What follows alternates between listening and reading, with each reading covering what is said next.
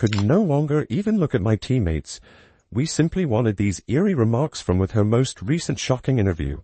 Lexie, Hull stunned the WNBA community. At last, Hull breaks her. Remain silent regarding Caitlin Clark's 2024 season of Indiana Fever. What made this underperforming squad a candidate for the championship? And why did everyone find Hull's connection with Clark shocking? Hull shares the team's locker room secrets and the real story of their historic return. You won't believe what transpired behind closed doors. The Indiana Fever's 2024 season began as a living hell. With them shaking her head, Lexie Hull reclines in her chair, takes a big breath, and explains what actually transpired during those terrible initial weeks, 11 games in 20 days, which sounds insane even to mention. This wasn't just any schedule, though. It was the most taxing stretch the WNBA had witnessed since returning to the hotel at 2 in the morning following a game. And guess what? We played another game the following evening. Hull discloses that the squad was operating on empty, with no time for reviewing game tape, let alone practice, and that the physical toll was evident. In the Fever locker room, ice packs, training room trips, and worn-out faces became commonplace, but the mental strain was even worse. The team's record swiftly plummeted to 211, a start that left supporters and the media wondering if the Fever would ever turn things around. Hull's voice becomes quieter as she recalls those depressing days when you start doubting everything. Your shots aren't falling, your legs feel heavy, and you're watching the losses pile up. It messes with your head. The pressure was tremendous. Every missed attempt seemed like a failure on my part. Every loss added another layer of uncertainty. Hull recalls one evening after a particularly difficult loss. I was shooting by myself in the gym, trying to find my rhythm. My 3-0 percentage had fallen to 11%, and I was baffled as to why. At Stanford, where I was known for my shooting, I was now unable to purchase a bucket coach. Coach Sides didn't yell or give us a movie-style speech. Instead, she did something none of us expected. She listened for 3 hours as players opened up about their struggles. When she noticed her team struggling behind closed doors, Christy Sides called a team meeting that would change everything. Hull leans forward, her eyes brightening as she shares this never-told story. Veterans talked about their own struggles. It felt as though a burden had been removed from our shoulders when seasoned newcomers shared their concerns about not being good enough. Hull claims that after realizing we weren't alone in this, the squad changed their approach to practice the following day and began celebrating little wins rather than concentrating on what was going wrong. A false pass and a strong defensive stop. Coach Sides instructed us to look at each other instead of the scoreboard after a teammate picked someone up after a mistake.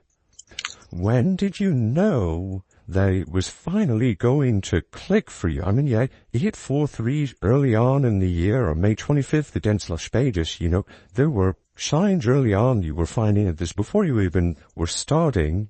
You know, was there a moment where it felt like this was finally happening? And yeah, was there any sort of off-season change? Was there anything that you were doing differently that helped this happen? Or does the ball just start going through the hoop for you? The game that changed everything was May 25th, 2024, when the Fever faced the league's powerhouse, Las Vegas.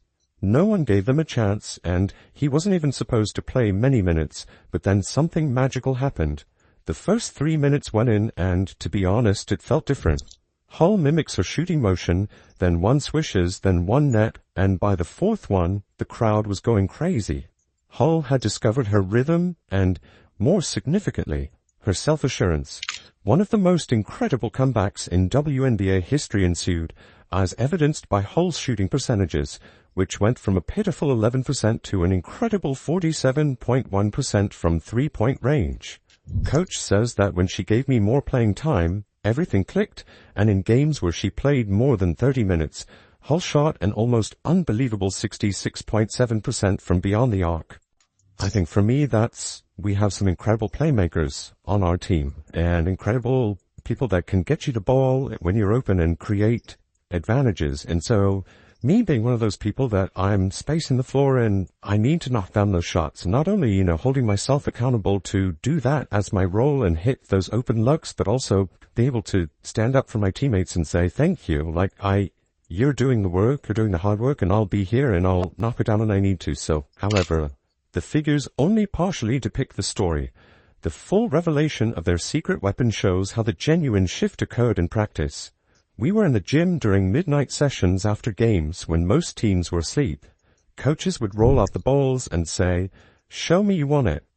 These late-night practices became legendary within the team, with veterans staying late to assist rookies and push the starters in scrimmages. The team began to develop unique jokes and a chemistry that went beyond basketball. According to Hull, we became a family. The games and schedule were still difficult, but they tackled each task differently. Hull recalls one instance that nicely encapsulates this change. We lost that game, but we battled until the last buzzer, which is when I realized we were different. In the past, when we were behind 15 in the fourth quarter against Chicago, we would have given up, but instead, our bench was the loudest it had been all season. Every timeout was full of encouragement. It may seem easy, but coach sides instituted a new custom whereby the team would circle together in the locker room after every game, win or loss, and each player had to share one thing they were proud of and one thing they had learnt. Hull acknowledges, but it altered our perspective. We stopped dwelling on our limitations and began to celebrate our strengths. The improvement was not only evident in the numbers, but also in the small things.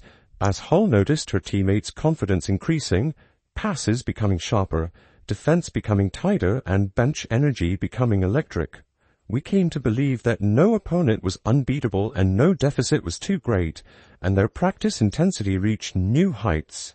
According to Hull, the squad developed competition workouts that imitated their most difficult game scenarios, where we practiced three-pointers while someone shouted in our ear to divert our attention.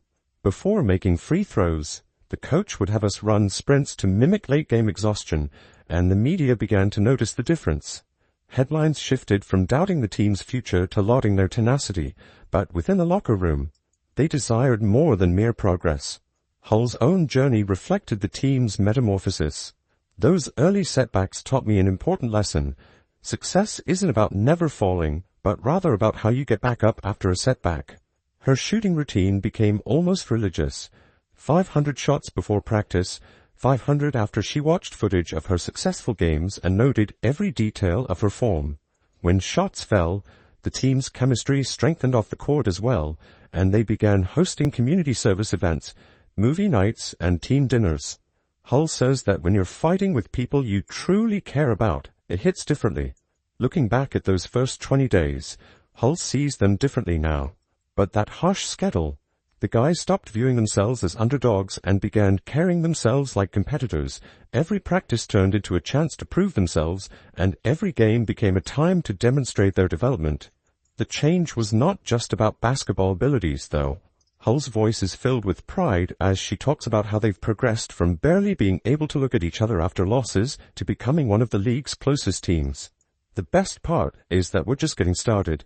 As the season went on, their improvement made it impossible to overlook teams that had previously viewed games against Indiana as simple wins. Now, they had to prepare differently.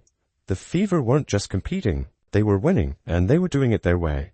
Coach Sides said something to us at the beginning of our turnaround that stuck with me. Hull says the proof was in their comeback stories. Games they would have lost by 20 early in the season became close battles, some of which even turned into victories, and the team that had once hoped to just survive was now thriving. Champions aren't born in victory, they are forged in defeat. When you have teammates who believe in you, coaches who trust you, and a system that empowers you, that's when special things happen. Hull's shooting transformation became a symbol of the team's larger journey from hesitant to take open shots to becoming one of the league's most reliable three-point threats. Their practice intensity never decreased. If anything, it increased as they got better. The midnight sessions continued, but now they were focused on perfecting their craft rather than just. Hull recalls a specific night when the squad sat up until 2 a.m. practicing their free throws. She claims that this wasn't because anyone forced them to, but rather because they wanted to see the season that began with hopelessness turn into something lovely. The team could have disintegrated. Under pressure had instead become unbreakable, and although the wins were pleasant, the journey was what meant the most during those first 20 days. Hull smiles and says, "They didn't break us, they made us." Then things started to get really interesting, and on the day Caitlin Clark entered the Indiana Fever practice facility, everything changed. Lexie Hall remembers it as if it had been yesterday, with fans trying to peek through the windows and media everywhere. She says it was like nothing W. Recalling her first session with Clark, Hall chuckles and says, "I had to completely rewire my brain." She shakes her head in surprise, saying, "I'd be cutting to the basket thinking I'm not even close to the play, and suddenly the ball's in my hands." At first, Hall admits, we went from playing in half-full arenas to having people queue outside hours before tip-off. However, Clark's influence went beyond simply filling seats. She altered how the entire team played. Caitlin would find angles that shouldn't exist. The WNBA's Fever went from a team vying for attention to the hottest ticket in the league. Every game was sold out, every practice had reporters, and every move was analyzed. Hall's eyes brighten as she describes how playing with Caitlin requires you to constantly be prepared. "I discovered this the hard way after missing a few excellent passes because I wasn't expecting the ball." The numbers speak for themselves. As the defenders surrounded Clark, Hall's shooting opportunities increased dramatically, giving other players room they had never had before. It's funny. After one practice, Coach Stephanie White pulled Hall aside and laid out a new vision, telling me to stop thinking like a role player. Hall claims that although people talk about pressure when playing with a star like Caitlin, she actually makes the game easier because she attracts a lot of attention and is so selfless with the ball. As Hall recounts, "Caitlin created possibilities for me to be more aggressive in order to find my shot." The chemistry between Clark and Hall developed more quickly than anybody anticipated, and they began staying after practicing timing their cuts and learning about each other's tendencies. It wasn't all plain sailing, though.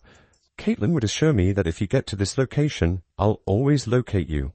She did, but there were games where we felt the pressure to perform increased, and every error was magnified in front of the national spotlight. Hall acknowledges that the strain of demands and continuous attentiveness puts your mind to the test. White's coaching style helped them deal with the pressure by teaching them to embrace it rather than run from it. Coach White would say that this pressure is a privilege because it shows that we matter and that what we're doing is important. The team created new traditions to stay grounded before every game, gathering in a circle to discuss their goals, fears, and excitement. This kept us human. Hall reminds us that despite all the fanfare, we are just passionate basketball players. When Hall discusses their relationship with Clark on the court, her voice becomes animated. There is a play. I can't reveal too much about how we run, but it seems like we can read each other's thoughts. Now, when she gives me this look, I know precisely where to go. The people of Indiana welcomed their new appearance. When Hall would make three-pointers, the supporters here are unique, and Clark and the Roars had a chance to win MVP.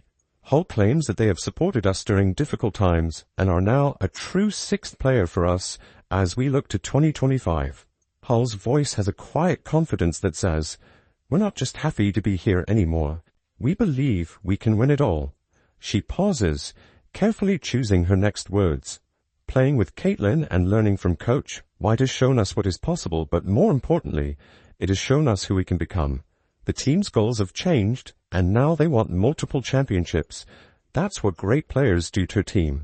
According to Hall, they lifted the bar. As our conversation comes to an end, Hall shares one last thought about playing with Clark. "You know, it's crazy. Sometimes I'll watch our game film and I'll see these passes she makes, and I still can't believe it. That's the Caitlin effect. She creates the impossible look routine. With Clark and Hall leading the way, the Indiana Fever aren't just a team anymore. They're a family, and with them poised to shock the WNBA world. The question isn't whether they will win a championship, but when, and based on the determined expression in Hall's eyes, that time may come sooner than anyone anticipates, given their near-quitting transformation into one of the league's deadliest shooters. Do you want more behind-the-scenes looks at your favorite WNBA players? Lexie Hall's experience with the Indiana Fever is about more than just basketball. It's about never giving up. Click the subscribe button to enable notifications. Please share your thoughts in the comments section below. Do you think the Indiana Fever with Clark and Hall can win it all in 2025?